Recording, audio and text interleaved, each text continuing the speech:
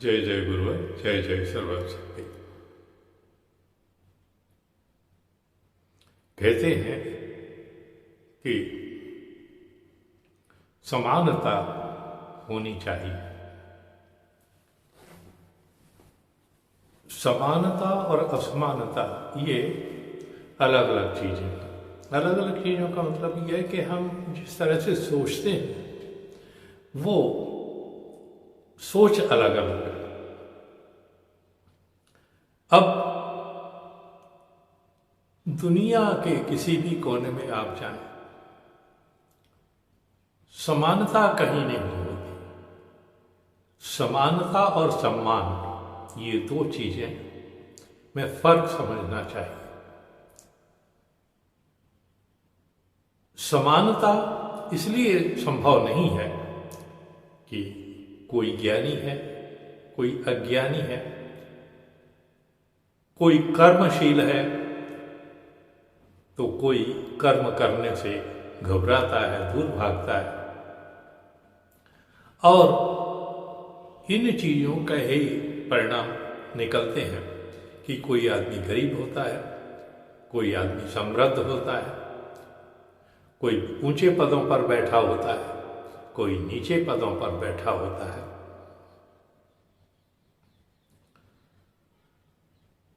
तो फिर समानता कैसे हो सकती है? कर्मों के हिसाब से, या यूं कहें कि जो कुछ हमें मिला है, जो कुछ हमने प्राप्त किया है, जो कुछ हमने कमाया है,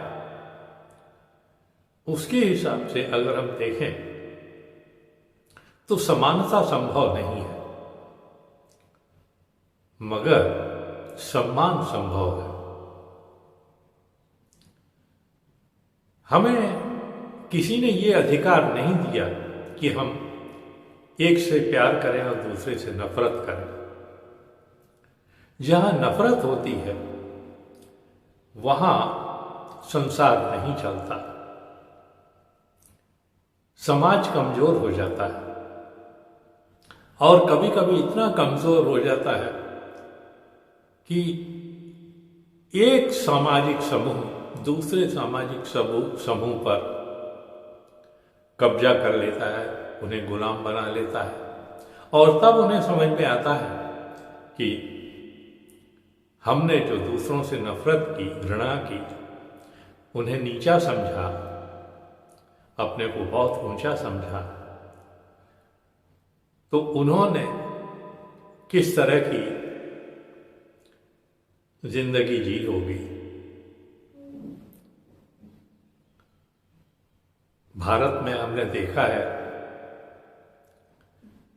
राज्य बदले, राजा बदले हैं, और उसी के अनुसार ये प्रेम करना और नफरत करने की बातें भी बदलती आई हैं। एक समय था जब तथाकथित हिंदू साम्राज्य हुआ करता था। साम्राज्य तो नहीं कहेंगे, छोटे छोटे राज्य हुआ करते थे। कोई भी ऐसा राजा पैदा नहीं हुआ जिसने भारत के बहुत बड़े हिस्से में राज किया। कुछ ने थोड़े थोड़े से छोटे छोटे शहरों पर राज किया। शहरों से मिले हुए गांव भी उसने अपने राज में मिला लिए। इस तरह से वो कहने लगे हम बड़े राजा हो गए। तो किसी ने देश के हिस्से के 1/4 हिस्से पर कब्जा कर लिया तो वो सम्राट बन गया। अब ऐसे में क्या हुआ कि जो धनी थे वो निर्धनों से नफरत करने लगे, उन्हें गुलाम समझने लगे, सेवक समझने लगे। सेवा कार्य हीन कार्य नहीं होता है, ये हमेशा ध्यान में रखना चाहिए। धर्म के हिसाब से अगर हम देखें तो सेवा कार्य सर्वोपरि होता है। जो सेवा करता है वो सबसे ऊंचा समझा जाता है। लेकिन सामाजिक जो ढांचा है उसमें हम सेवा कार्य को सबसे नीचा समझते हैं और यही गलती कर जाते हैं। अब इन चीजों के परिणाम क्या होते हैं कि सेवा कार्य से में संलग्न जो व्यक्ति होते हैं उनकी संख्या अधिक होती है। यूं कहें कि 100 में से 80% लोग ऐसे होते हैं जो सेवा कार्य से जुड़े होते हैं। अब आप सोचिए कि 80% लोगों से जो ऊपर के 20% लोग हैं अगर नफरत करेंगे तो वो एक दूसरे के साथी नहीं हो सकते। मजबूरी में वो सेवा कार्य करने वाले सेवा करेंगे क्योंकि उनको धर्म की आवश्यकता होती है, किंतु दिल से वो उनके साथ में जुड़े नहीं होंगे। और इसी परिस्थिति का फायदा उठाते हुए दूसरे देशों के जो आक्रमणकारी हैं, पहले वो भ्रमणकारी हुआ करते थे, भ्रमण के लिए आते थे, पर उन्होंने जब देखा कि ये तो बटे हुए हैं, इनको अपने कब्जे में कर लेना बहुत आसान है, तो उन्होंने एक समूह बना करके आक्रमण किया और हिंदुओं को गुलाम बना लिया। जब हिंदुओं को गुलाम बनाया तब उन्हें समझ में आया कि गुलामी होती क्या है और गुलाम शब्द में कितनी नफरत होती है, कितनी घृणा होती है और उसको झेलना कितना मुश्किल होता है। वो जो कभी बहुत बड़े सेठ साहूकार हुआ करते थे, उनको सेवा कार्य में आना पड़ा और दूसरे लोगों ने जिनका राज था वो सिरमौर बन गए। वो फिर अपने आप को बड़ा समझने लगे। उसके बाद में अंग्रेजों का शासन आया। अंग्रेजों ने तो यहां तक कहा इंडियन डॉग्स, हिंदुस्तानी कुत्ते, यहां के लोगों को कुत्ता समझते थे वो लोग। तो उनके मन में भी वही बात थी। वो समझते थे हम तो राजम हैं, राज करने आए हैं यहां पे और ये हमारे गुलाम हैं। तो गुलाम को कुत्तों से ज्यादा क्या इज्जत दी जा सकती है। ये बात और है कि हमारी सरकार आज इन जो मनुष्यों से ज्यादा कुत्तों को इज्जत दे रही है। मनुष्य का अगर कत्ल हो जाता है, कोई खून कर देता है, कोई मारपीट कर देता है, तो सरकार उतनी जागरूक नहीं रहती। मगर एक कुत्ता अगर एक डंडे की मार से ची चा करते हुए भागने लगे तो पुलिस तुरंत कार्रवाई कर देती है और उसको, ऐसे व्यक्ति को जिसने डंडा मारा है, उसे थाने में ले आती है। ये एक अलग बात है, पर ये जब बातें आती हैं तो सामने से पता नहीं पड़ती। ये सब बातें हम आपको इसलिए समझा रहे हैं कि नफरत वो समाज को कमजोर करती है। असमानता होती है, हमने माना और सब मानते, कोई उसके लिए नहीं कह सकता। हर व्यक्ति एक ही स्तर का नहीं हो सकता किसी भी देश में, किसी भी समाज में। किसी को ज्ञान ज्यादा होता है, किसी को कम होता है, किसी को उससे भी कम होता है और किसी को बिल्कुल नहीं होता, यानी अनपढ़ होता है।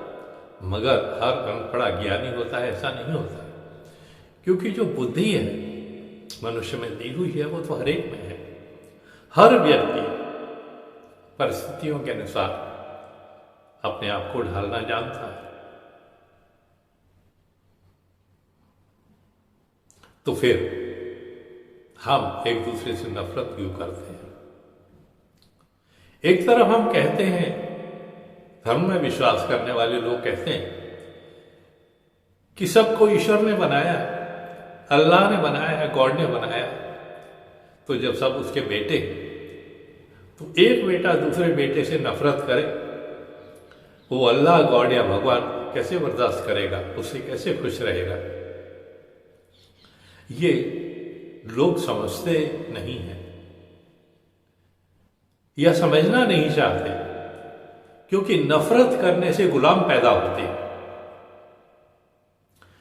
और गुलाम जब पैदा होते हैं तो साधारण भाषा में कहें कि बिना तनख्वाह के सेवक मिल जाता है।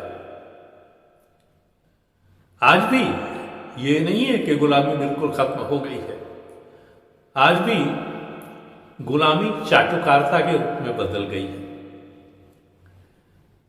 ये जो चाटुकार लोग हैं वो गुलाम ही होते हैं, शरीर से गुलाम होते हैं, मन से गुलाम होते हैं, सोच से गुलाम होते हैं। ये चाटुकार लोग होते हैं। और जब चाटुकारिता हद से ज्यादा बढ़ जाती है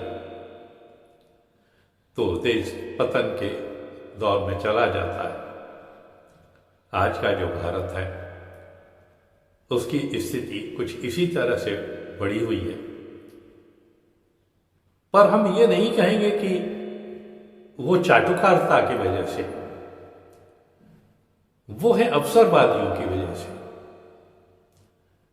आज देश में अवसरवादी लोगों की भरमार है।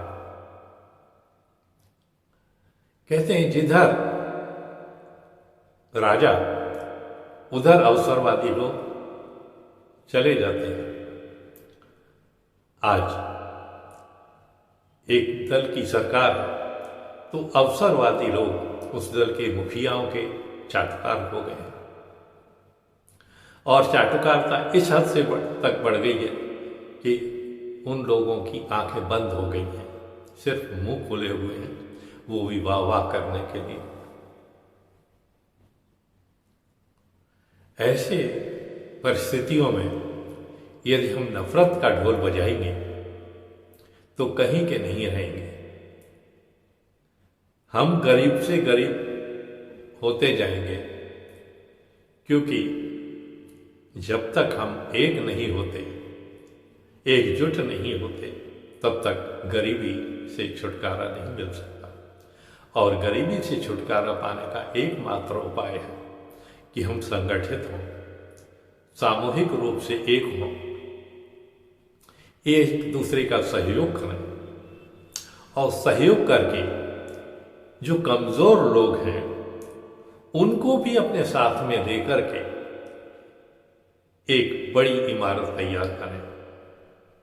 एक इमारत बनाने के लिए जहां इंजीनियर की जरूरत पड़ती है, एक आर्किटेक्ट की जरूरत पड़ती है, एक कॉन्ट्रैक्टर की जरूरत पड़ती है, ठेकेदार की जरूरत पड़ती है, तो ठेकेदार को मिस्त्री की जरूरत पड़ती है।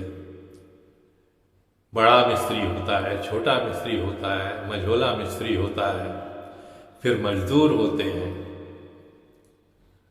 तो ये एक सीढ़ी होती है। बिना मजदूर के मिस्त्री कुछ नहीं कर पाएगा, ये हमेशा ध्यान में रखिए। और ये मजदूर ही आधार होता है। अगर हम इस आधार से नफरत करने लगेंगे तो हमारी इमारत आधारहीन हो जाएगी और ढह जाएगी। और हम उस इमारत की बात कर रहे हैं जिसे हम समाज कहते हैं, जिसे हम देश कहते हैं, जिसे हम धर्म कहते हैं। धर्म का अर्थ होता है सत्य। एक समूह को धर्म नहीं कहा जाता। कई बार आपने सुना होगा लोग बात बात में कहते हैं धर्म से कहे, यानी सच्ची बात कहे। तो इस धर्म का अर्थ ये नहीं होता है कि एक आदमी मांस खाता है, एक आदमी मांस नहीं खाता है तो एक धर्मी हो गया है, एक अधर्मी हो गया। एक शराब पीता है, एक नहीं पीता है तो एक धर्मी हो गया, एक अधर्मी हो गया। इन बातों के ऊपर जाएंगे तो हम आपको ऐसे बहुत से उदाहरण दे देंगे जिनकी हम पूजा करते हैं वह शराब भी पीते हैं, मांस भी खाते हैं और हम उन्हें देवता कहते हैं। मगर ये अलग विषय है। हम तो ये कहते हैं कि अगर आपको अपनी कमजोरी दूर करनी है, अपने आप को स्ट्रांग बनाना है, शक्तिशाली बनाना है, तो एकजुट होइए, एक समूहबद्ध होइए, एक साथ आइए और मजदूरी को छोड़ करके, गुलामी को छोड़ करके कुछ ऐसा कीजिए कि आप जहां गुलामी करते हैं वहां के मालिक बन जाएं, या ऐसे संस्थानों के मालिक आप बन जाएं। और वो तरीका हम आपको समझाते हैं, जरूर समझाएंगे। आप आएंगे हमारे पास तो हम समझाएंगे कि मालिक कैसे बना जाता है। मगर उसके लिए हमारे वीडियोस देखते रहना ज़रूरी है, और वीडियोस देखते रहने के लिए अगर आपने चैनल सब्सक्राइब नहीं किया है तो चैनल को सब्सक्राइब भी करना ज़रूरी है, क्योंकि चैनल सब्सक्राइब करेंगे, बेल आइकन दबाएंगे तो आपको सूचनाएं प्राप्त होती रहेंगी हमारे वीडियोस की, और उनसे कुछ जानकारी आपको मिलती रहेंगी कि कैसे संगठित होना है।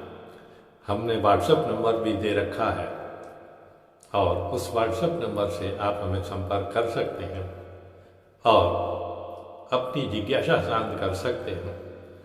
अगर आपको किसी दिशा निर्देश की आवश्यकता है तो प्राप्त कर सकते हैं, और हमसे जुड़ना चाहें तो जुड़ सकते हैं।